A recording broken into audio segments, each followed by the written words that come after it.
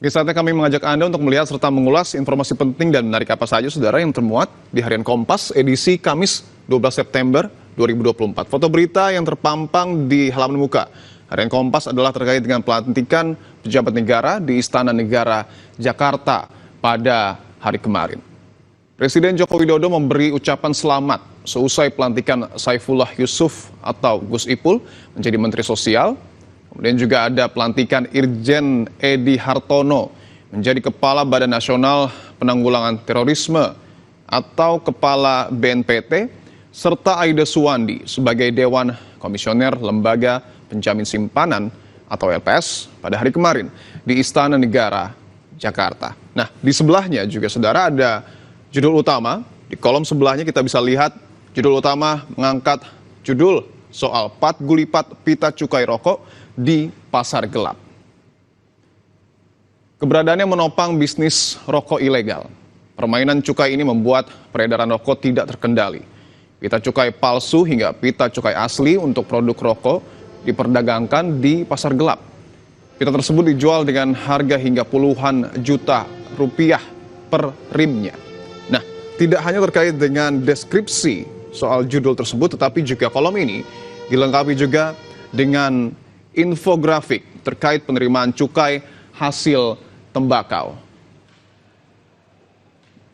Penerimaan cukai hasil tembakau angkanya terus naik sejak 2018 hingga 2023. Kalau dapat kami bacakan, di tahun 2018 penerimaan cukai hasil tembakau berada di angka 152,9 triliun.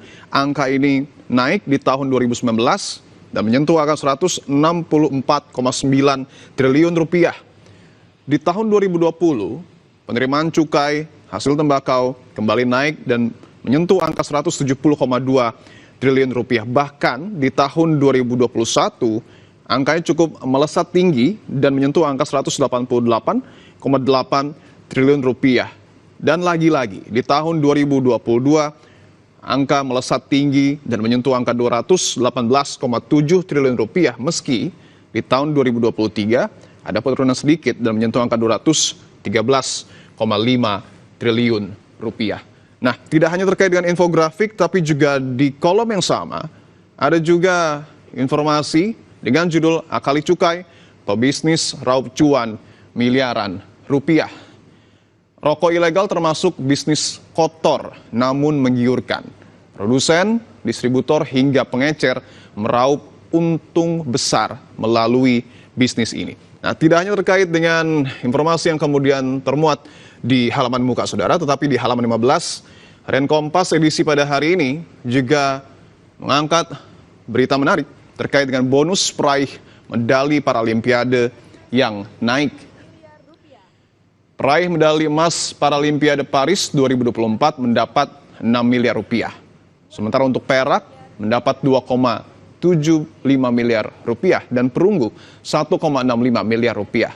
Besar bonus ini lebih besar jika kita bandingkan saat Paralimpiade Tokyo di tahun 2020. Bonus ini diserahkan secara langsung oleh Presiden Joko Widodo.